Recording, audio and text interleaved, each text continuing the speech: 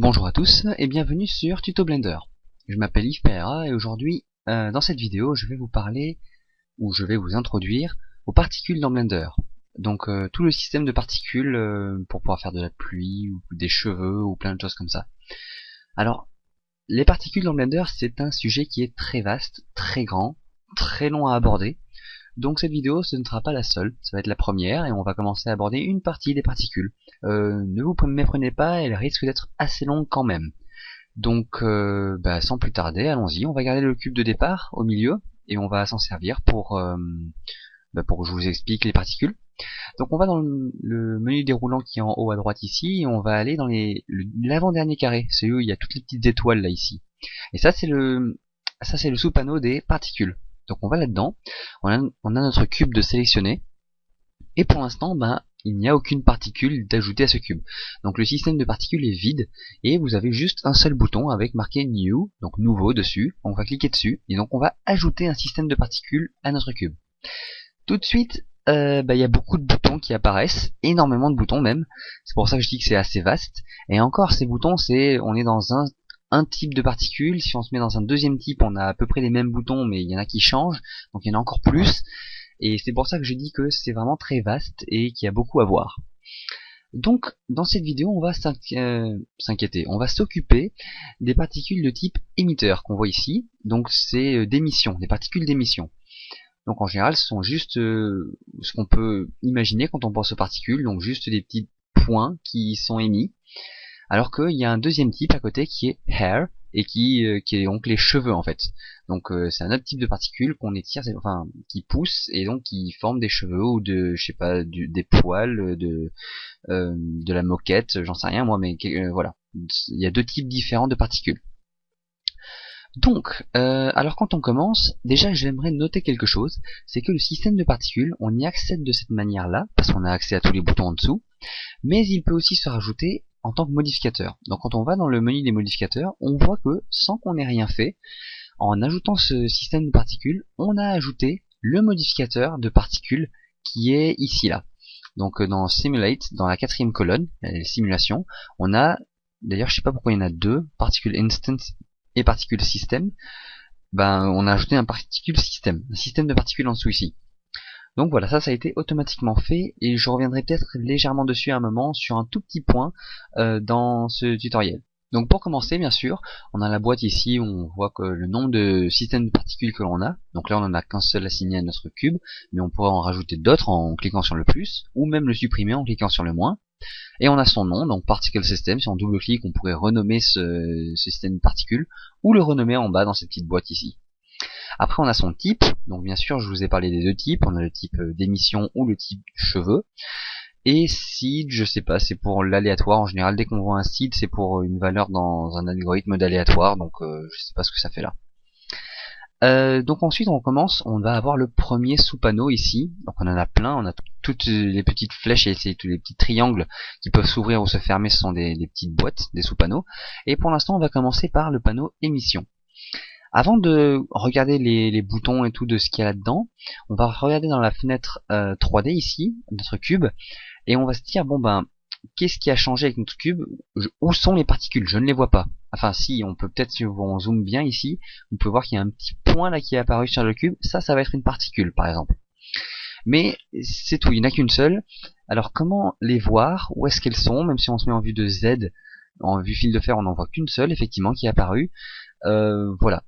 Donc les particules, c'est quelque chose qui va être utilisé. Allez, pour l'instant là on va commencer à les voir et on va les apprendre à travers un peu d'animation. Donc on va devoir cliquer sur Alt A. Alors vous me méprenez pas, ce n'est pas je n'ai pas dit que les particules étaient utilisées qu'en animation. On peut très bien faire une animation bloquée sur une image et utiliser que cette image avec les particules dedans. Mais en général, pour avoir un résultat assez satisfaisant, il faut quand même lancer une petite animation à un moment pour calculer un peu l'évolution des particules et ensuite bloquer sur l'image que l'on veut. Ou même juste laisser pour avoir l'animation des particules qui sont en train de faire quelque chose.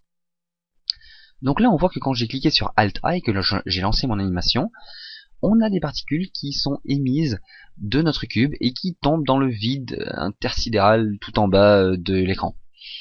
Donc bah voilà, c'est comme ça que ça fonctionne. Le cube va émettre des particules qui sortent du cube et qui sont pris par la gravité et donc qui tombent vers le bas. Voilà pour l'instant à peu près ce dont vous pouviez vous attendre et voilà ce qu'on peut voir pour les particules. On va cliquer sur échappe pour annuler l'animation. Comme ça vous voyez très bien, enfin vous savez qu'en faisant Alt A l'animation, on voit ce qui se passe. Et on va revenir sur nos paramètres et regarder un peu de quoi il s'agit. Donc dans le sous-panneau émission, le premier paramètre c'est number, donc le nombre. Bien sûr c'est assez explicite, c'est-à-dire que le nom ici on a 1000 et cela veut dire que l'on a 1000 particules qu'on a créées. Alors vous avez vu que c'était une animation. Les 1000 particules sont pas émises d'un coup, c'est pas 1000 particules par 1000 particules chaque seconde ou chaque image, chaque frame, il y a 1000 particules qui sortent du cube. Non, c'est-à-dire que du début à la fin de l'animation, sur tout le temps d'animation, au total, auront été créées 1000 particules, ou n'importe quel nombre que vous rentrez ici. Alors en dessous, on peut préciser un peu tout ça. Déjà, on va voir start et end. Bon, c'est des mots anglais assez connus, start c'est le début et end c'est la fin. Déjà, start ça va être à quel moment est-ce que les particules commencent à être émises du cube. Donc là, on a marqué 1, donc c'est à partir de la frame numéro 1. Et end, ce sera donc la frame numéro 200. À la frame numéro 200, les particules arrêtent d'être émises. Donc le cube n'émettra plus de particules, tout simplement. Et vous vous demandez, mais mon animation, ma timeline en dessous là ici, elle va jusqu'à la frame 250. Et oui, par défaut, dans Blender, l'animation se fait de la frame 0 à 250 pour avoir en gros 10 secondes d'animation. Et si on relance notre animation avec Alta, on s'aperçoit bien, en regardant la timeline, qu'effectivement les particules sont émises tout le long, ici, et dès qu'on va atteindre les 200, tac, voilà, le cube n'émet plus de particules. Et sur la fin de l'animation ici, si je reclique là, sur la fin on voit que nous n'avons plus de particules qui sont émises. Les anciennes qui ont déjà été émises à la frame 200 continuent d'exister et tombent dans le vide, mais il n'y en a plus derrière qui suivent. Donc ça c'est bien correct ici, le end c'est bien 200 et ça veut dire qu'à la frame 200, plus de particules ne sont émises. À côté on a encore deux autres options, on a le lifetime, donc la durée de vie en gros, et random qui est donc l'aléatoire. Alors le lifetime est fixé à 50, donc 50 images, 50 frames. Qu'est-ce que cela veut dire? Alors quand on fait notre animation, je vais dézoomer un tout petit peu pour voir, ça va être un peu petit, mais si je fais Alt A, on voit nos particules qui sont émises, qui tombent dans le vide, et qui au bout d'un moment disparaissent comme par magie. Et ça c'est pas parce que Blender au bout d'une certaine distance vous efface ce qui apparaît à l'écran. Alors c'est le cas, mais là c'est pas pour ça que que les particules disparaissent. C'est tout simplement à cause du lifetime qui est ici. Si je fais échappe pour annuler l'animation et que je la relance, on va déplacer le cube pour qu'il soit près de la timeline ici. Hop, qu'on voit à peu près disparaître les particules proches de la timeline. Voilà, donc on va un peu se déplacer comme ça. Voilà. Vous allez voir que je lance l'animation à la frame 0 ici. Et vous vous rendrez bien compte que les particules restent en vie, les premières particules qui sont émises restent en vie, on les voit jusqu'à ce que la barre atteigne le 50 ici. Dès que on passe les 50 frames, la première particule qui est sortie disparaît, elle meurt en fait, et elle meurt, elle disparaît, elle se volatilise parce que c'est sa durée de vie, elle est plus vivante, elle est morte.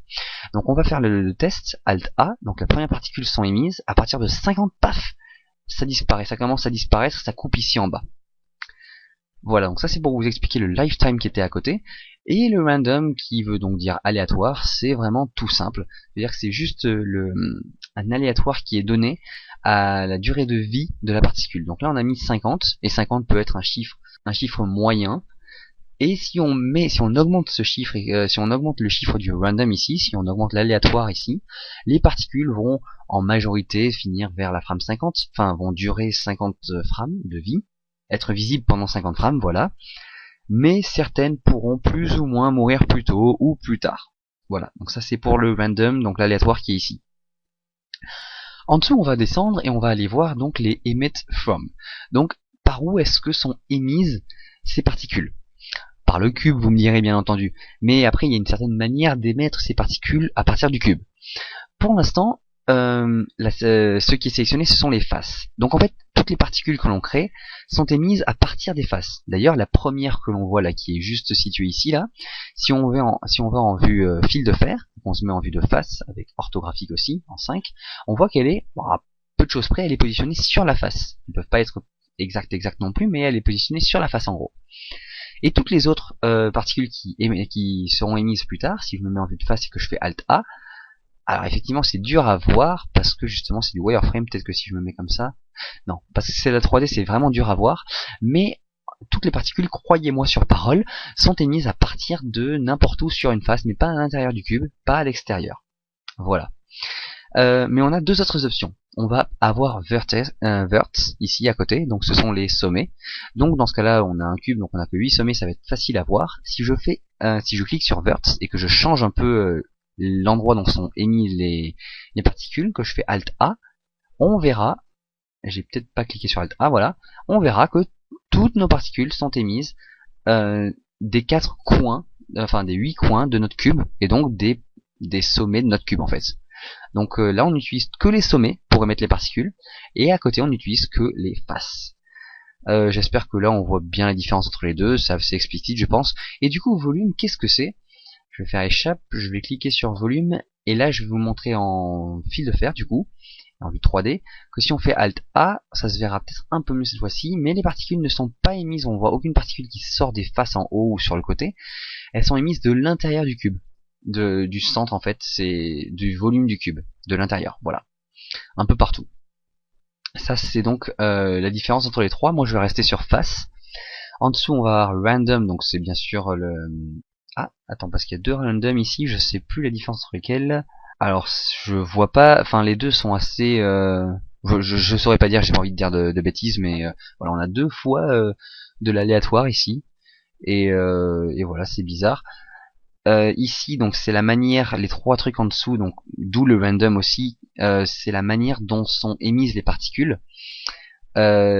Honnêtement, j'ai cherché, alors très rapidement, hein, j'ai pas fait 3 heures de recherche, mais j'ai cherché très rapidement sur internet les différences entre jittered et random, les deux là ici. J'ai pas vraiment trouvé grand chose à dire, une grande différence à dire entre les deux. Mais enfin, si jamais parmi vous il y en a un qui connaît mieux que moi ou comme ça, n'hésitez pas à le poster dans les commentaires. Ça m'intéresse de savoir là la différence entre jittered et random. Par contre, grid, ça peut être facilement vu. Si je clique sur grid et que je fais Alt A, là vous voyez, enfin ça vous explique tout à fait comment est-ce que les particules sont émises. Alors peut-être qu'on va faire échappe et qu'on va rajouter plus de particules ici. Ah non, de toute façon ça sert à rien. En fait, Blender va utiliser votre maillage ici pour en faire une grille et pour créer les particules suivant cette grille en fait. Et voilà. Et là toutes les particules sont émises. Une fois qu'il a fini de faire toute la grille, hop, ça y est, le cube a été entièrement généré. En fait, il a généré tout le cube en particules. Donc ça c'est la grille, c'est la manière de générer les particules sous forme de grille comme ça. Pour moi, enfin dans ce qui me concerne, très peu utilisé. Je vais rester sur random, moi j'aime bien ça. Ensuite, on va cliquer sur Use Modifier Stack ici. Enfin, on va pas cliquer dessus, mais je vais vous expliquer. En fait, c'est le seul moment, le petit point là dont je vous parlais tout à l'heure, où je refais référence aux modificateurs qui sont ici. On a vu que le système de particules est rajouté en tant que modificateur ici. Donc, le système de particules a sa place dans la pile des modificateurs que l'on peut rajouter dans notre scène. Voilà. Il se peut que dans votre scène, vous ayez rajouté différents autres types de modificateurs, des subsurf, plein de trucs qu'on aurait vu avant ici, un arrêt, des machins comme ça, et que le système de particules, il est situé un peu n'importe où au milieu de tout ça. Même si ça a son importance, bah, vous avez créé votre système de particules à un moment, avant ça vous avez déjà créé des modificateurs, et après ça vous en avez créé d'autres, et vous n'avez pas vraiment calculé, mais il se peut que ensuite ça puisse gêner ou modifier un peu la manière dont sont rendues vos particules et votre système de particules sur votre objet.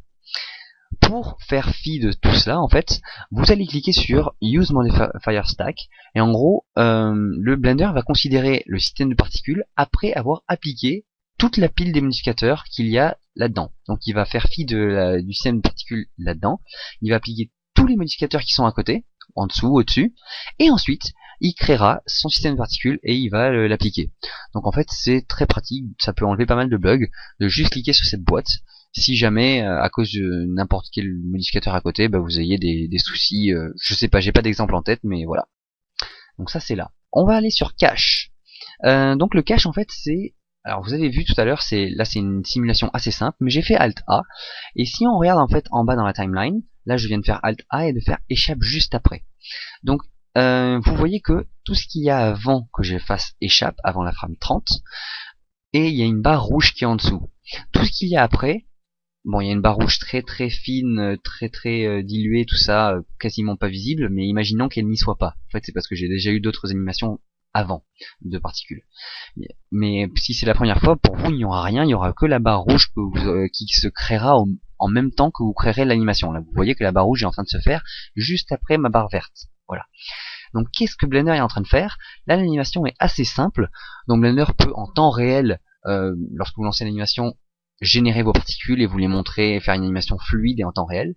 Mais si vous êtes sur une scène beaucoup plus dense, avec beaucoup plus de particules, dans tous les sens, que vous êtes en train de faire, je sais pas moi, un gros truc, mais vraiment très très lourd en particules, et que ça ralentit beaucoup votre PC, et que c'est la première fois que vous le calculez, Blender, chaque particule va apparaître très lentement, et Blender va mettre beaucoup de temps à calculer chaque étape de l'animation.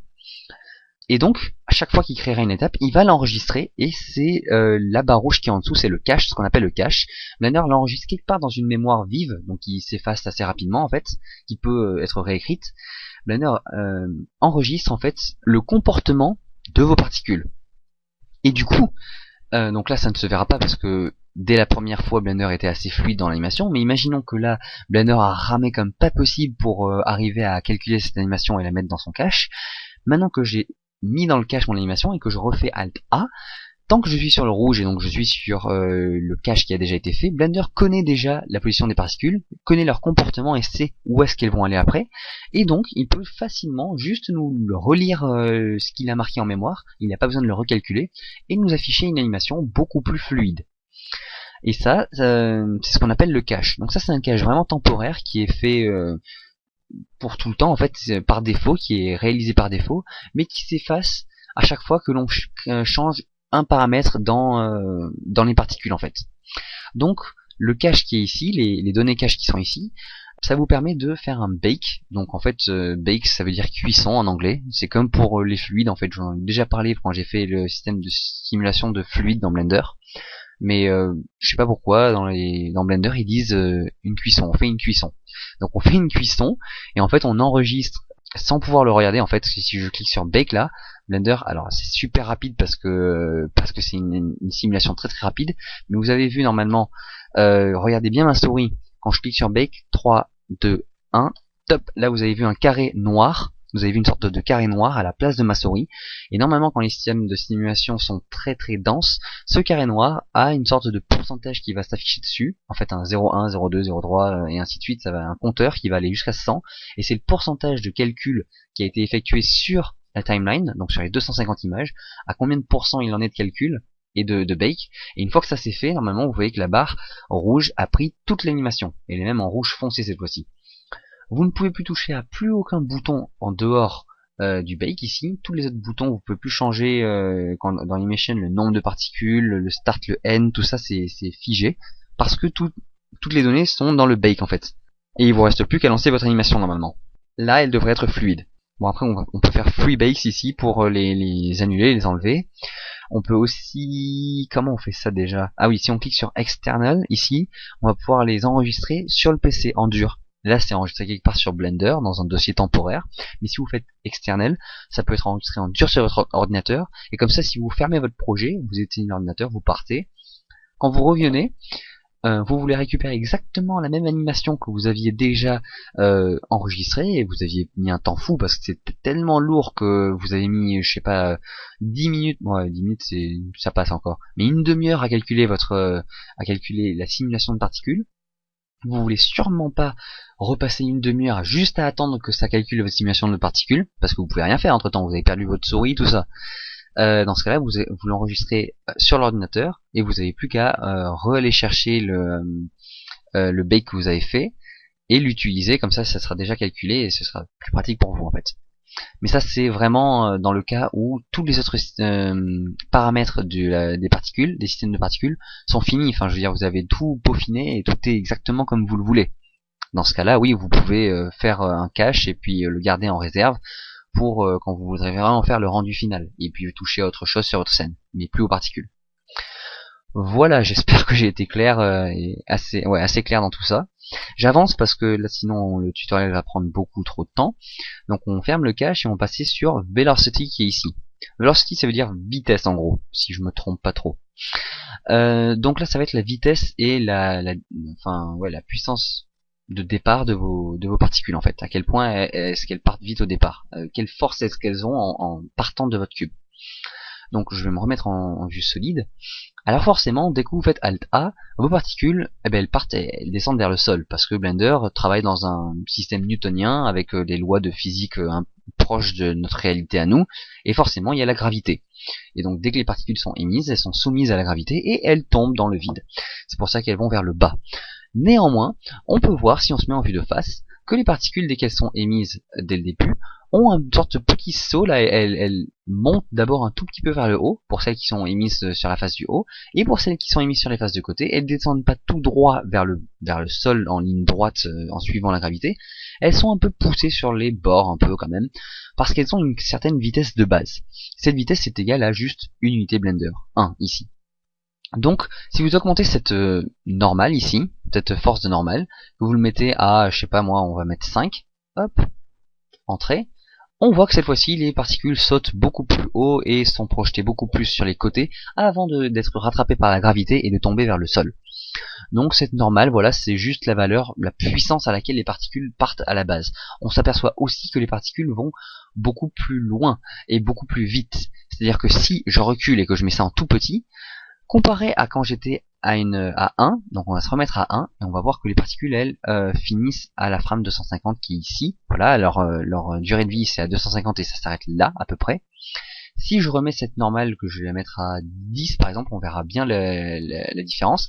On voit que mes particules, elles descendent beaucoup, elles étaient là ici tout à l'heure, maintenant elles descendent beaucoup plus bas, parce qu'elles ont une vitesse beaucoup plus rapide. Et donc 50 frames de durée de vie, en fait, leur permettent d'aller beaucoup plus loin dans la scène 3D. Et voilà. Encore une fois, j'espère avoir été clair. Je vais remettre à 1, ça sert à rien du tout d'aller à 10 avec ça, surtout que je suis juste pour un exemple ici. Et je vais vous parler de ce qu'il y a à côté ou en dessous. Donc en dessous, vous avez juste la tangente. Donc pour ceux qui ne savent pas ce qu'est une tangente, je vais expliquer avec un cercle. On va avoir un point, par exemple. Imaginons que ça, le curseur 3D, c'est le centre de notre cercle. Et que donc, je vais essayer de faire un cercle autour. Voilà, acclamer mon super dessin à la souris, parce que j'ai pas de tablette là. Oh non, pourquoi ça l'a effacé? Donc voilà, ah si, voilà. Là j'ai mon cercle, on va faire échappe, on va annuler l'animation. Ça se trouve c'est ça qui plante. Imaginons que j'ai un cercle, et qu'on prend un point sur ce cercle. Donc on va prendre le point qui est ici. Non, je veux mon cercle avec. Hop, on a un cercle, et on a un point, en disant qu'on va prendre ce point là, voilà, sur le cercle. Voilà. Donc la tangente en ce point du cercle, c'est la droite qui va passer par ce point, en touchant ce cercle, voilà, par ce point, et qui sera perpendiculaire au rayon du cercle en fait. Donc là normalement vous avez un angle droit. Voilà, ça c'est la tangente. Ce truc là que je suis en train de gribouiller, c'est la tangente au cercle en ce point, qui passe par ce point. Donc ça c'est la définition de base d'une tangente pour ceux qui me regardent et qui n'ont pas passé le collège encore, ou qui sont en plein collège mais qui n'ont pas encore fait la géométrie avec les tangentes. Et donc bon, pour un cube, c'est beaucoup plus simple. C'est une droite qui va passer par une face du cube, en fait, par un point du cube. Donc là, ce sera par exemple une droite qui passera par là, par exemple, sur cette face. Pardon, ça aurait dû être sur cette face, voilà, ici, et qui passera par un point en particulier sur cette face. Et en fait, tangente ici, parce que tout ça c'est juste pour vous expliquer le tangente ici, ça va juste donner une petite vitesse, un petit décalage comme le normal ici, mais au lieu que, alors là on l'appelle normal parce que ça passe par la normale, enfin ça donne une vitesse suivant la normale de la face. Alors ça il faut que j'explique les normales aussi, waouh ça va durer longtemps ce tutoriel. Alors qu'ici on utilise les tangentes et ça donne un peu de vitesse sur les tangentes par rapport à la face par laquelle la particule est émise. Ok, on va se calmer, je vais essayer d'expliquer ça bien pour que vous compreniez. C'est pas crucial, mais je sais pas pourquoi, j'ai vraiment envie que vous l'assimiliez. Désolé pour ceux qui connaissent tout ça par cœur. Donc, je vous ai montré pour le cercle. Alors déjà, on va expliquer ce que c'est qu'une normale. Je pense que je l'ai déjà expliqué dans d'autres tutoriels avant, mais pourquoi pas. Pour la normale, on va se mettre en vue édition. On va sélectionner une face. ici, et pour n'importe quelle face aura une normale. Une normale, ça va être, si je fais n, normalement je peux les montrer, on a les normales qui sont ici. Donc la normale, si j'applique, je montre la normale de la face et que j'augmente la taille de la normale, de chaque face d'ailleurs, donc là c'est de chaque face, vous voyez des traits bleus qui sortent de chaque face, du centre de chaque face. Les traits bleus sont perpendiculaires à la face, donc on va voir par exemple en vue de dessus, et en vue de Z, voilà, en vue fil de fer, on prend la face de dessus, je vais vous parler que de la face de dessus. Cette face-là, elle a une normale qui part du centre et qui va vers le haut, d'accord? Donc la normale, elle va pas de l'autre côté. La normale a une direction, ça veut dire que ce n'est pas juste une droite qui traverse la face, qui va de part en part. C'est une droite qui commence au centre de la face et qui a une direction, donc qui va vers un côté de la face et qui est perpendiculaire au plan de la face. Donc normalement ici, j'ai un angle droit. Mince, si j'écris bien, voilà, là j'ai un angle droit. Ça c'est la définition d'une normale, quelle qu'elle soit. Et la tangente, c'est à peu près l'inverse de la normale pour la même face en fait. Donc je sais pas si j'ai la tangente ici. Apparemment non, mais en gros vous imaginez ce trait bleu qui passera par le même centre de la face, mais en fait qui sera tout plat et qui va passer plat comme ça là. Excusez encore une fois mon tracé vraiment très précis. Ça ce sera la tangente. Voilà. Moi je vais pas aller beaucoup plus loin, j'espère que, je considère que cette fois-ci vous avez compris. Si vous n'étiez pas encore au collège et que vous avez vu ça, vous aurez de l'avance sur votre programme de maths en géométrie. Et je suis heureux de vous avoir inculqué ce petit truc si vous le connaissiez pas.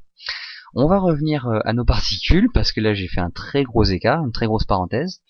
Et donc on a fait le normal et tangente à côté ici. Je vais passer à ce qu'il y a à côté, les emitter objects, enfin voilà. En fait, l'objet va donner... pourquoi ils mettent objet, je sais pas en gros pourquoi, je vais pas vous expliquer le titre, mais en gros c'est très simple à comprendre. Vous avez les trois axes, X, Y et Z, vous les connaissez, hein, ils sont affichés en bas à gauche ici aussi. Et en fait sur chacun des axes, si vous augmentez le X, donc X c'est quoi? C'est le rouge, et le rouge va dans ce sens-là. Donc si je mets 5 au rouge, je fais exprès de mettre des valeurs assez fortes pour que vous puissiez voir les différences, et que je fais Alt A, donc je lance une animation, toutes les particules, quelle que soit la face sur laquelle elles sont émises, auront une force de plus 5 sur l'axe des X quand elles partiront. Alors bien sûr, elles ont la gravité, je vous en ai parlé tout à l'heure, et la gravité ça se traduit tout simplement dans une force de moins 9,81 sur l'axe des Z, ou moins 9,8 tout simplement, je pense, sur l'axe des Z. Donc à la base, même si on est à 0 dans tout ça, il faut compter que le 0 du Z ici, c'est pas un 0 normal, c'est un 0 qui en fait c'est un moins 9,81. Après, eux ils ont mis 0 parce qu'ensuite en dessous ils le reprécisent, ils mettent une barre avec gravité et ils savent que c'est à moins 9,81. Mais en gros calculez comme si vous aviez 0, 0 et moins 9,81 ici, parce que le Z a la gravité. Voilà. Et ensuite, voilà, si vous mettez n'importe quelle valeur à côté ici, par exemple si je mets 9,81 là, ouf, pourquoi ça part vers le haut? Je ne comprends pas. Ah oui, parce que ça donne une force de base dès que les particules sont émises en fait. C'est une force de vélocité de base. Et ensuite elles sont rattrapées par la gravité. Oui, c'est pas une force qui sera constante. C'est-à-dire qu'elle ne va pas rester dans la durée. Sinon, effectivement, les particules iraient toujours vers le haut. Alors que là, au bout d'un moment, la force qu'on leur a donnée à la base s'estompe et elle est rattrapée par la gravité et les particules retombent derrière en dessous. Donc effectivement, ouais, je me suis un peu trompé là-dessus. Les particules ont juste une force de base de donner une poussée en fait dès qu'elles sont émises de 9,81 maintenant sur l'axe des Z vers le haut. Je remets ça à 0 pour revenir à la normale. Je vais passer sur les deux trucs en dessous. Attention, le random, ça va être en gros si vous avez donné une force initiale, quelle que soit la manière dont vous avez donné une force initiale ici, vous allez donner un peu d'aléatoire à cette force. Donc là, par exemple, si j'ajoute le normal ici, que le random, si j'augmente, toutes les particules n'iront pas à 1 à la base, quoi. Il y en a qui iront un peu moins, d'autres un peu plus, et ce sera assez aléatoire par rapport à cette valeur-là. Voilà. Échappe pour annuler l'animation. On va continuer. Je vais fermer Velocity en haut. Rotation. Alors ça par exemple, typiquement, vu que le tutoriel s'étire, je vais le garder pour prochain tutoriel. Par exemple, quand on ira sur les particules de type cheveux ici, là je vous parlerai peut-être un peu plus de rotation parce que ce sera peut-être plus facile à voir aussi. Ou alors ça viendra plus tard dans ce tutoriel-ci. Ouais. Ça dépend si j'attaque une partie ou non dans les émetteurs. Je vais voir. Soit je scinde ce tutoriel en deux, soit non, et dans ce cas-là, ce sera... Enfin voilà. Je verrai plus tard, mais pour l'instant, je ne passe pas dessus parce que j'ai pas la matière pour vous expliquer tout de suite là avec moi. Donc on arrive directement sur les physics qui sont ici. Donc je vous ai bien dit que Blender est un logiciel qui travaille sous les lois newtoniennes qu'on voit ici. Donc les lois de la physique qui sont celles de la nature, enfin autour de nous et en vrai quoi. Ou alors du moins Blender essaie de s'approcher un maximum de ces lois physiques qu'on utilise nous en vrai. Auxquelles on est soumise, on les utilise pas, on est soumis à ces lois. Donc on a la possibilité de mettre no. Donc aucune loi, aucune physique, et dans ce cas-là si on fait Alt A, et bien sûr il n'y a plus de gravité, les particules sont émises et elles continuent d'être créées et de disparaître après 50 frames. Mais rien ne se passe, enfin je veux dire elles bougent pas, elles sont juste comme dans l'espace quoi, elles sont juste bloquées et restent sur le cube. Donc échappe, ça sert un peu à rien, du coup derrière on a que les deux paramètres size, donc qui sont la taille des particules, et random size, donc mettre de l'aléatoire à cette taille, et en gros c'est les seuls paramètres qu'on pourrait changer, et donc en fait ça a un peu pas beaucoup d'intérêt. Donc nous on va rester sur Newtonian, sachant que je ne sais pas trop, enfin j'ai pas assez de notions dans les trois autres qui sont derrière, donc j'irai pas les expliquer. Même après tous mes tutoriels sur les particules, si je m'arrêtais avec les connaissances que j'ai actuellement, si je vous explique tout ce que je sais sur les particules, donc émetteur, plus air, plus tous les trucs qu'on va voir en dessous, tout ça, ce n'est qu'une toute petite partie des particules, parce qu'ensuite les particules ont un comportement bien différent, que ce soit avec les kids ici, boids ou fluides. Kid, j'ai pas trop de notion de ce que c'est, mais je sais que les boids, ça te permet de donner des contraintes aux particules et de les faire interagir entre elles. Et donc, par exemple, on peut très facilement simuler des bancs de poissons, par exemple, ou je sais pas, une envolée d'oiseaux, ou des feuilles mortes qui voleraient dans le vent, ou enfin ça, on peut le faire sans ça, mais je veux dire, ou même des systèmes de combat entre eux, ça veut dire qu'on peut faire des particules qui s'attaquent entre elles, et suivant certaines particularités, certaines contraintes, et bien elles vont attaquer ou se protéger ou s'enfuir ou comme ça. Et c'est vraiment, il y a tout un système de jeu qu'on peut faire avec les boids ici qui sont très très poussés, et ça demande encore beaucoup d'explications que je ne pourrais pas donner parce que j'ai pas trop exploré, mais définitivement un jour j'irai voir. Et les fluides, bien sûr, ça permet de encore toucher à plein d'autres paramètres plus en profondeur qui permettent de faire en sorte que les particules se comportent à la manière des fluides. Et ça a certains avantages des fois par rapport aux systèmes de fluides qui sont à côté, parce qu'on peut faire des trucs avec des particules qu'on peut pas faire avec des maillages, et quand on fait le système de fluide à côté ici dans Blender, ça utilise des maillages, donc des fois on a besoin de particules plus que de fluides, plus que de maillages, et donc c'est aussi intéressant. Mais là encore j'ai pas assez de données, enfin pas assez de connaissances là-dedans pour pouvoir vous en parler. Bref, on a déjà bien assez à faire avec juste le système newtonien ici, et on va s'y coller. Donc comme j'ai dit, je vous l'ai déjà parlé avec le no, vous avez size et random size, c'est le même partout sur les 4, enfin les 5, c'est juste la taille des particules, et ensuite l'aléatoire de leur taille. À côté vous avez la masse, et en gros c'est ce dont Blender se sert pour calculer ensuite la gravité. Donc les particules là elles sont attirées vers le sol, et pour qu'elles soient attirées vers le sol il faut qu'elles aient une masse, il faut qu'elles aient un poids, parce que enfin poids et masse c'est différent, mais il faut qu'elles aient une masse, sinon voilà il y a rien qui se passe quoi, elles flotteraient dans les airs. Ensuite vous avez le petit bouton ici qui est multiply mass je sais pas quoi derrière, et ça veut juste dire que si vous cliquez dessus, en fonction, donc si vous avez mis un random size, si ici vous avez mis un aléatoire sur la taille, donc certaines particules seront plus grandes que d'autres qui seront plus petites, eh bien la masse de chaque particule changera en fonction de la taille. Donc si elles sont un peu plus grandes, elles auront une masse plus élevée que si elles sont un peu plus petites. Mais c'est très intuitif et on pourrait s'attendre à ça de toute façon à la base. Donc voilà, tout ça c'est très simple. Je sais pas pourquoi je passe autant de temps sur les trucs aussi basiques, mais on va descendre et on va continuer. Alors tout ça, là ici je pourrais vous expliquer que le Brownian, mais ça je vais attendre d'être sur les cheveux pour vous montrer ce que c'est que les Brownian. Et le reste en fait je connais pas trop, donc je vais arrêter d'en parler. Vous avez ici le Die on Hit qui est très intéressant aussi quand vous voulez faire de la destruction.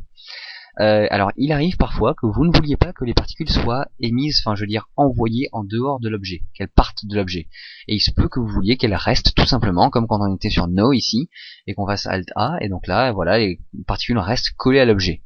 Mais dans ces genres de situations, si vous voulez utiliser donc le die on hit, dans ce cas-là, c'est très simple, hein, ça veut dire qu'ici le velocity, il suffit de mettre 0 et dans ce cas-là, elles partent pas les particules, hein, tout simplement.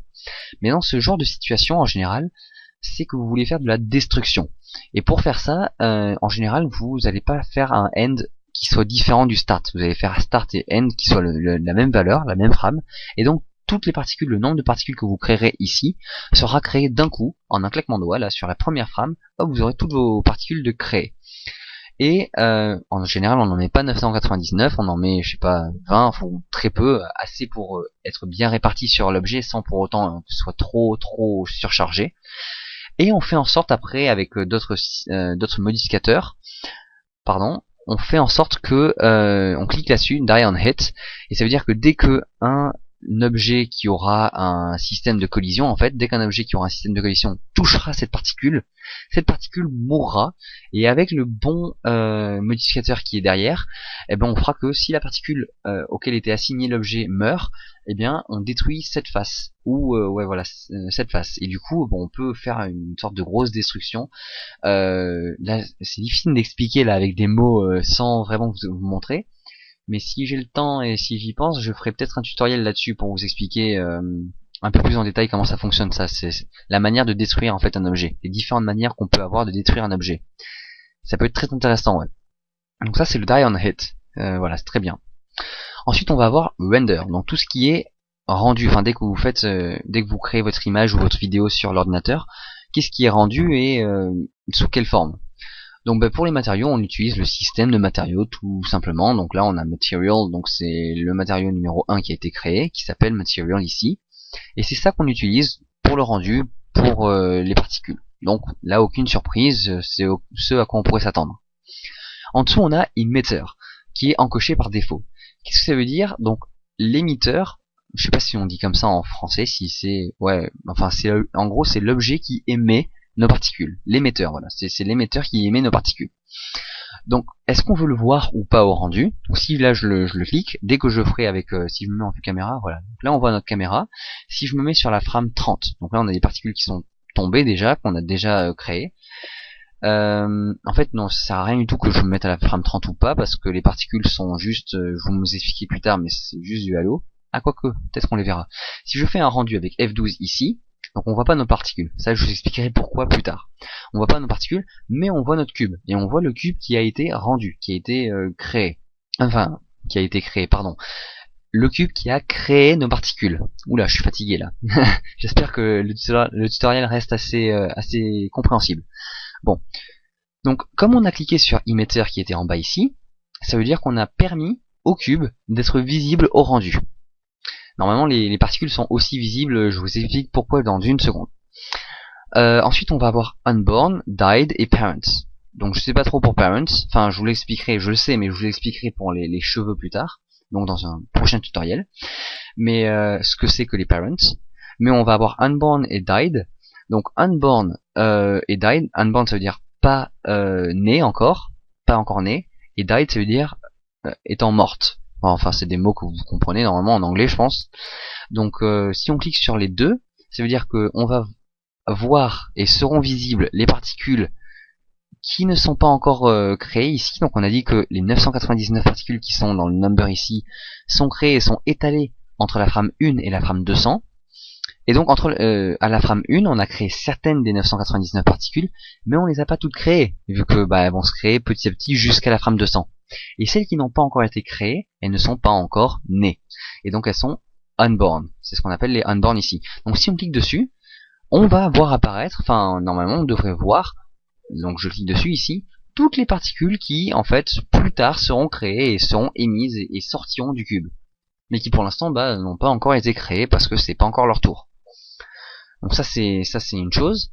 Et ensuite vous avez les died. Et donc les died, c'est on a parlé des 50 frames de durée de vie ici. Et donc en fait après les 50 frames, une fois que la particule est créée, qu'elle est émise, elle dure 50 frames et ensuite elle disparaît parce que c'est la fin de sa vie. Donc fin de sa vie, ça veut dire qu'elle meurt, et donc on les appelle des particules mortes, died. Et si on clique dessus, eh bien là, je ne sais pas pourquoi ça apparaît pas, mais normalement, enfin au rendu, on verra apparaître toutes les particules qui sont normalement censées avoir disparu et être mortes. après les 50 frames de durée de vie. Donc c'est assez explicite et assez facile à comprendre.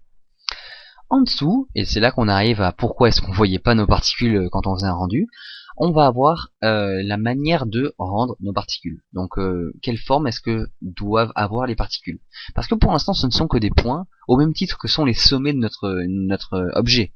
Donc n'importe quel objet, si on crée juste un objet qui est constitué d'un sommet, aucune face, aucune arête, eh ben il sera pas visible au rendu. Pareil si c'est juste une arête. Parce que c'est un point qui est là, il existe parce qu'il est censé aider avec ses coordonnées à créer notre objet et à relier pour faire des faces, tout ça. Mais d'un autre côté, eh ben il est infinitésimalement petit. C'est-à-dire que c'est juste des coordonnées, c'est un endroit dans l'espace. Donc on peut zoomer autant qu'on veut, les coordonnées ne changent pas, mais elles sont toujours plus petites en fait. Et donc il est infinitésimalement petit. Et donc, au rendu, comment rendre un point comme ça, c'est pas possible. Donc, il est invisible, tout simplement. Donc après, il y a des manières, bien sûr, de montrer des particules, de les faire visibles, de les rendre visibles, tout ça. Donc pour l'instant, par défaut, alors on est sur Halo, donc ça va être juste un halo, et comme vous le voyez, c'est pas montré dans la fenêtre 3D comme sont montrés les sommets de mon cube. Donc on voit juste des petits points orange là comme ça ici, enfin orange parce que c'est sélectionné, mais si je désélectionne en fait c'est juste des petits points blancs qui sont censés être comme des trucs brillants en fait, et c'est des halos, enfin c'est ce qu'ils appellent des points halos. Ah bah juste avant vous avez none, ça veut dire que même dans la vue 3D on les voit pas, comme ça c'est encore mieux. Et donc on s'en sert jamais bien sûr de ça, de none, sinon ça sert à rien du tout de faire un système de particules. Donc on peut laisser sur halo juste dans la fenêtre 3D. Mais dans ce cas-là, quand on fait un rendu, on voit rien. Sinon, vous avez line, et line, pareil, c'est des lignes, hein, donc des lignes, c'est pareil, c'est infinitésimalement petit, c'est juste un trait, mais le trait, quelle épaisseur est-ce qu'on lui donne, on sait pas.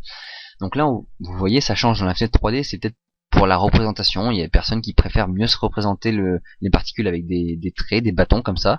Dans ce cas-là, vous voyez des bâtons. Et en dessous, vous avez des paramètres qui sont apparus, donc pour gérer la longueur sûrement des bâtons comme ça. Après vous avez pas, je sais pas trop, j'ai un peu cherché mais je sais pas trop comment vous l'expliquer ce que c'est. Et surtout vous allez avoir Objects, Group et Billboard, ça je sais pas non plus ce que c'est, mais on va beaucoup s'intéresser à Objects et Groups, qui sont à peu près la même chose, sauf que le groupe c'est plusieurs objets. Donc on va juste s'intéresser à Objects pour l'instant. Donc pour les objets, c'est simple, pour l'instant les particules, c'est juste des halos pour qu'on puisse le voir dans la fenêtre 3D, et sinon c'est rien en fait. Et là en fait on a cliqué sur objet. Comme on n'a défini aucun objet ici, il demande un objet à cibler. Comme on n'a aucun objet ciblé, il garde par défaut le halo. Mais on peut lui donner un objet en définition, et du coup, même dans le rendu, l'objet sera visible, parce que c'est un objet concret, tangible. Donc pour ça, on va faire Shift A, et on va créer, alors je suis en... Oui c'est ça. On va faire Shift A, et je vais créer une icosphère à côté. Donc j'ai une petite icosphère qui a été faite, qu'importe où elle se situe dans la scène, je vais peut-être la réduire un peu, la rendre plus petite. Et donc vous voyez, on a une icosphère qui est ici. On n'a rien à faire de l'icosphère, de la système de particules de l'icosphère. On va revenir sur le cube, et c'est lui qui nous intéresse. Et là on va revenir en bas là, ici, et on est sur Object, et on va sélectionner notre icosphère qu'on a créée ici. Et dès qu'on sélectionne notre icosphère, toutes les particules sont beaucoup moins visibles parce qu'elles sont beaucoup plus petites, et on peut zoomer sur nos particules très petites. Voilà, ici si je zoome dessus, on voit que j'ai bien une icosphère qui ressemble à celle que j'ai créée à côté. Et toutes nos particules sont pareilles. On voit ici qu'on a toutes nos particules qui sont de la même manière. Bien sûr, en dessous ici, vous allez avoir Size et Random Size, comme on avait pour tout le reste. Et donc, d'ailleurs, je sais pas pourquoi la différence entre ce Size et Random Size et celui qui est au-dessus. Je pense que celui-là c'est pour l'objet en question, et celui-là c'est pour la particule, mais ça n'a pas trop de sens ce que je suis en train de dire. Bref, vous pouvez changer dans les deux cas. Je vais le faire ici. Si j'augmente la taille qui est ici, bien sûr si je vais jusqu'à 1, là, je vais avoir des tailles de particules qui seront de la même taille que la sphère que j'aurais créée à côté.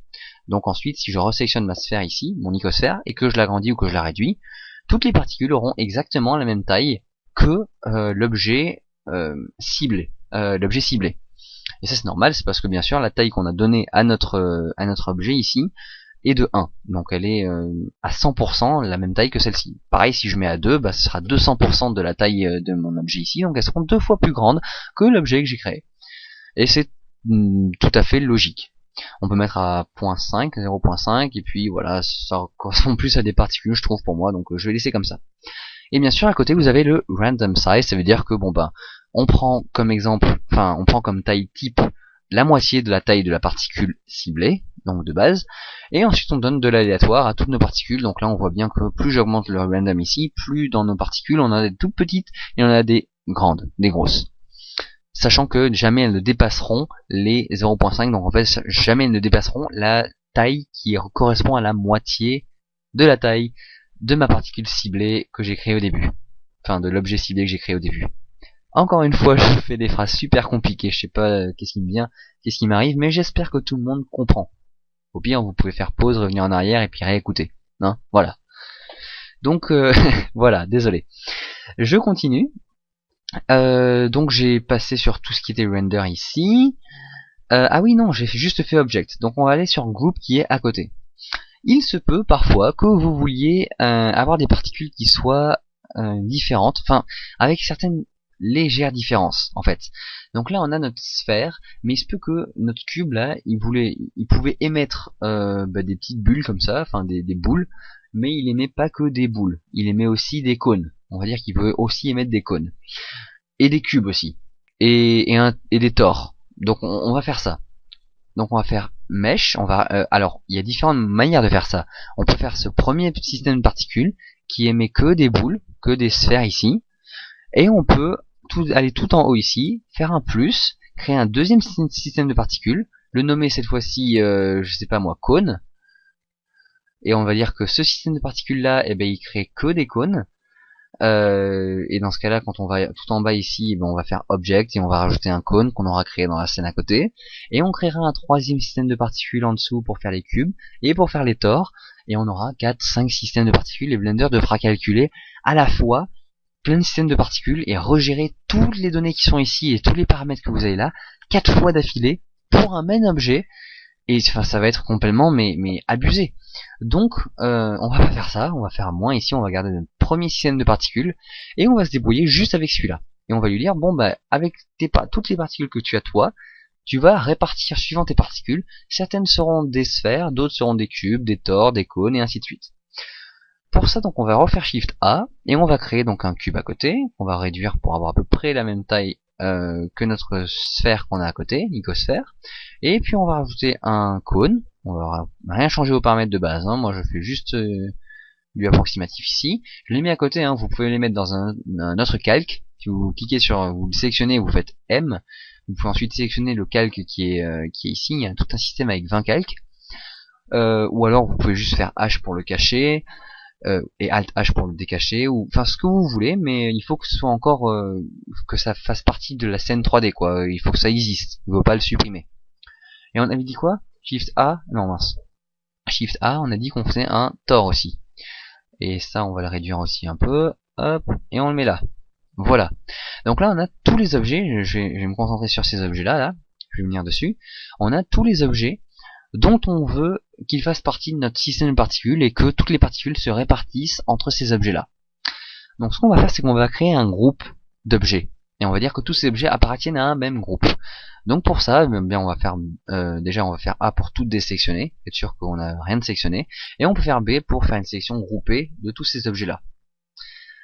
Oh, je suis désolé, ça me fait penser que depuis le début de la vidéo, j'ai oublié de mettre les raccourcis clavier en bas à gauche. Donc depuis le début du tutoriel, vous ne me voyez pas faire les raccourcis. Bon, en même temps, on n'a pas vraiment utilisé de raccourcis clavier, on a juste fait les propriétés à côté. Donc j'espère que ça vous va.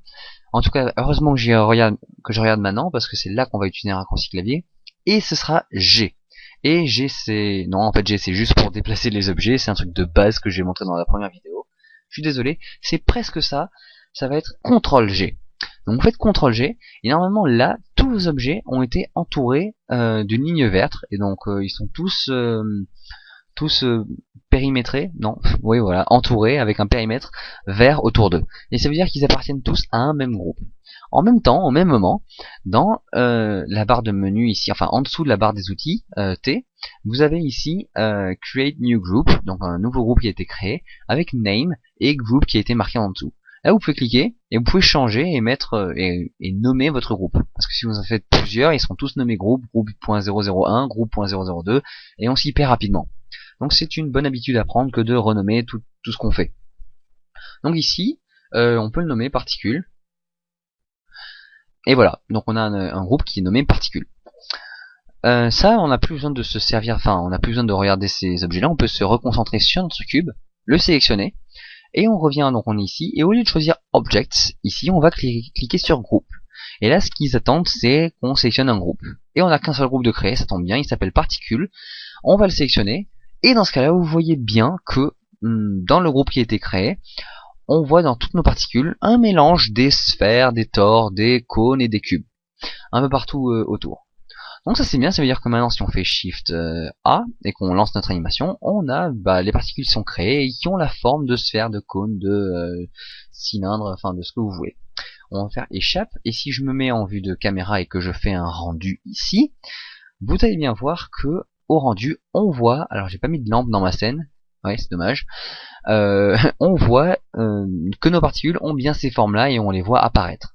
Et on voit aussi notre cube d'émission. Alors si je reviens en haut et que je vous montre la différence avec donc render, si j'enlève le émetteur qui est ici, je décoche ça, je vais refaire F12 et je vais refaire un rendu, et là on voit que nos particules sans le cube qui émet les particules, donc sans l'émetteur. Voilà, ça peut être pratique dans certains cas, voilà, à vous de voir. Je vais le remettre juste comme ça, je sais pas pourquoi. On refait échappe, on revient sur la scène 3D. Et je vais descendre. Alors vous voyez là, qu'est-ce qui peut des fois vous déranger un peu, c'est que tous les tores sont bien à plat, sont tous alignés avec eux-mêmes, les cubes aussi sont tous pareils, les cônes se dirigent tous vers le haut, et la rotation est pas forcément, enfin c'est la même pour tous quoi. Et ça peut être embêtant un peu parfois. Vous voulez donc rajouter de la rotation à tout ça pour que ce soit un peu plus joli. Pour ça, on va revenir en haut ici, et on va cliquer sur Rotation. Finalement, je le montre dans cette vidéo. Et on va changer, alors normalement c'était Velocity Hair, on va changer sur Normal, on va mettre ça sur les normales. Et en dessous, on va rajouter un peu d'aléatoire, et mettre un peu d'aléatoire ici. Et quand vous avez, je vais le mettre tout à fait à 1, et quand vous refaites, alors je vais me remettre au début de l'animation, et quand je refais un Alt A ici, hop, on voit que tous nos objets sont tournés et tournent enfin un peu dans tous les sens, et comme ça on a un peu de rotation dans tout ça. Donc si je fais échappe, que je mets dans une vue bizarre, enfin n'importe laquelle, on voit que justement on a beaucoup moins d'uniformité que tout à l'heure. Donc ça c'est bien, c'est ce qu'on cherchait à avoir, et je vous ai montré le rotation du coup. On redescend, et alors, donc voilà, je vous ai montré Group, ça c'était bien ce que je voulais vous montrer. En dessous, à chaque fois, vous allez avoir donc, alors Scale, Rotation, Global, on touche pas. Ici, vous allez avoir le Use Count, ça veut dire que vous voulez utiliser exactement, enfin vous voulez en dessous, quand vous cliquez sur Use Count, vous avez cette boîte qui apparaît, et vous pouvez définir en fait une sorte de pondération entre les différents objets de votre groupe, et vous dire bon je veux que le tore apparaisse, enfin par rapport aux autres, le cône une fois, le cube, le cône, le cube et la sphère, tous apparaissent une fois, mais le tore je veux qu'il apparaisse 2 ou 3 fois de plus, ou 5 fois, 5 fois, en gros, quand 5 tores apparaissent, il y a un cône, un cube et une sphère. Donc pour un cône, un cube et une sphère, il faut qu'il y ait 5 tores. Et là c'est quand on le regarde, effectivement il y a beaucoup plus de tores qui apparaissent à l'écran. Et on peut gérer en gros une pondération de l'apparition de nos objets avec le use count qui est en bas ici. Donc, je vais remettre à 1. Ici on va faire pick random, c'est-à-dire que en gros si votre groupe est assez peuplé, enfin qu'il y a beaucoup d'objets dans votre groupe, Blender va juste prendre aléatoirement dans le groupe, et donc il se peut que y en a qui les prennent beaucoup moins ou beaucoup plus, et ce sera vraiment de l'aléatoire. Pour chaque particule, il choisira aléatoirement dans le groupe lequel il prendra. Ou alors vous pouvez dire j'utilise les whole group, c'est-à-dire que pour chaque particule, Blender utilise tout le groupe. Et donc là forcément là on a beaucoup plus d'objets à chaque fois. Donc chaque particule c'est tout le groupe, et c'est pas un élément du groupe. Donc voilà. Ça ce sont les 3 options qu'on avait aussi ici. Et bien sûr en dessous vous avez encore le size et le random size qui est en bas. Ça c'est pareil que pour quand on était sur object. Voilà. On a display en dessous. je vais passer sur ça, et je pense que ce qui viendra en dessous, je le garderai peut-être pour une autre vidéo. Enfin, quoique, je peux pas expliquer tout ce qui est en dessous, j'ai pas les connaissances en tout, mais je l'expliquerai peut-être plus. Children, c'est sûr, je l'expliquerai dans la vidéo avec les cheveux. Et Field Way, tout ça, je montrerai plus tard. Pour l'instant, je vais m'arrêter, je pense, après Display qui est ici.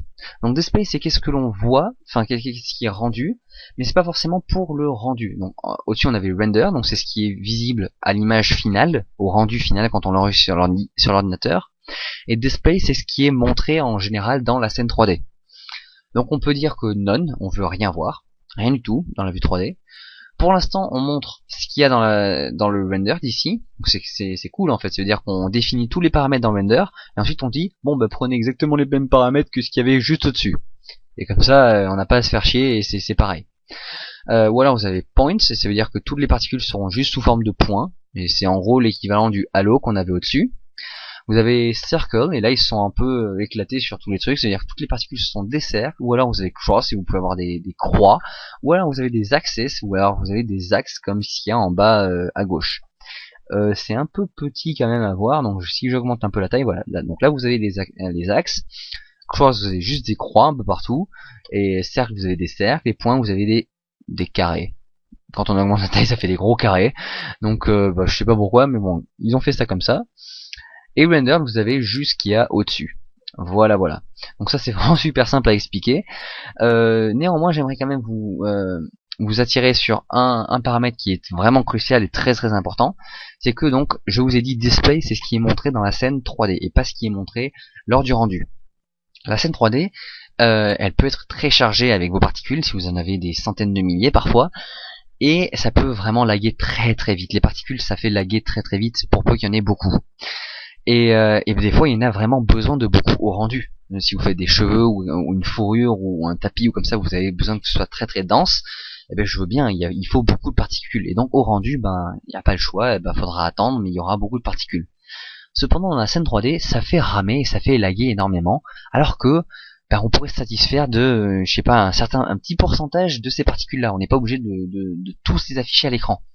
Et c'est exactement ce que fait ce paramètre qui est ici, display. Ça nous montre, donc pour l'instant 100% des particules qui seront visibles au rendu, mais je vais dézoomer un peu. Si je mets seulement 10 ici, je vais avoir que 10% de visible ici par rapport à quand je fais un rendu. Donc si je me mets en vue caméra et que j'essaie de bouger un peu ma caméra pour qu'on voit un peu plus ces particules là, voilà, pas comme ça. Là on voit 10% de ce qui, quand je fais F12, est affiché à l'écran. Donc là on a beaucoup plus de particules, 999, non on n'est pas à 200 mais on en a beaucoup. Et quand je suis dans la scène 3D, je n'ai que 10% de ces particules là. Parce que tout simplement ici dans le display et dans la barre display j'ai mis 10%. Et je peux augmenter le nombre comme ça et aller jusqu'à 100% ou pas. Et c'est crucial, c'est vraiment très très pratique dans des scènes très chargées. Donc un petit tip, une petite astuce ici pour vous, vraiment très utile. Bon après on utilise les matériaux pour faire la couleur. Je sais pas trop ce que c'est. Ah oui, ça ils se sont amusés aussi. Donc tout ce petit onglet là display, c'est un peu du trollolol. Vous voyez le render, donc ils se sont bien amusés à faire cercle, croix et axe. Et en dessous ils se sont aussi amusés à faire, donc par exemple si je descends un peu ici, ou je vais le faire pour les cercles, tiens j'ai envie. Vous avez la taille, ils vous montrent la taille de la particule. Je sais pas pourquoi elle est si grande ou pourquoi ils mettent autant de pointillés autour. Mais là, ah oui, parce qu'en fait on a 0.5 à chaque fois. 0.5 et on a 0.5 ici. Donc là on est à un quart, enfin, ça fait un peu petit mais bon voilà. Ils nous montrent la taille des particules en vrai. En dessous vous avez velocity, c'est-à-dire qu'ils vous montrent quand ça bouge, quand on fait Alt A. Et que, imaginons qu'on revienne au début, je vais faire, on va attendre que l'animation se finisse. Dès que l'animation repique et revient au début, ah tiens, pourquoi ça ne le montre pas? Si je mets des points par exemple, si je descends, que je vais à 0, voilà. Donc je vais à 0, c'est parce que c'était trop grand en fait, on avait des particules trop grandes. Mais là, je vais faire échappe, voilà, et on s'arrête. Là, les barres là qu'on a ici, c'est la vélocité, c'est la vitesse à laquelle vont chacune de nos particules. Donc ça nous montre en gros la direction et la vitesse en fonction de la normale de nos particules. Donc ça c'est Velocity, ils se sont un peu amusés là aussi. Et ensuite Numbers, ça c'est le mieux je trouve. Ils ont, comme on a un nombre défini de particules, chaque particule peut avoir son propre nombre. Et là ils nous montrent le nombre de chaque particule. Donc je sais pas dans quel projet est-ce que tout ça c'est utile, mais c'est là. Si vous voulez, vous allez dans Display et vous pouvez utiliser toutes ces valeurs là qui sont ici, montrer vos particules sous la forme que vous voulez, et tout est ici. Et vous pouvez même avoir le numéro de chaque particule et jouer au loto. Non, je m'amuse, mais je veux dire voilà, vous l'avez là. Et puis moi je vais m'arrêter ici dans ce tutoriel. J'espère que ça a couvert assez de choses. Je sais pas combien de temps ça a duré, mais ça a bien duré un bon bout de temps là. J'ai la gorge qui commence un peu à sécher, et puis je bafouille un peu mes mots des fois. Donc j'espère que ce tutoriel vous a servi, que vous avez appris pas mal de choses. C'est juste une introduction. Il va y en avoir au moins un deuxième, sinon un troisième, au moins pour faire les particules des cheveux, et pour vous montrer peut-être d'autres choses à côté, si j'ai le temps de me former un peu au fluide et aux boys et tout ça à côté. Voilà, j'espère que vous avez passé un bon moment, et puis je vous dis à la prochaine. Salut!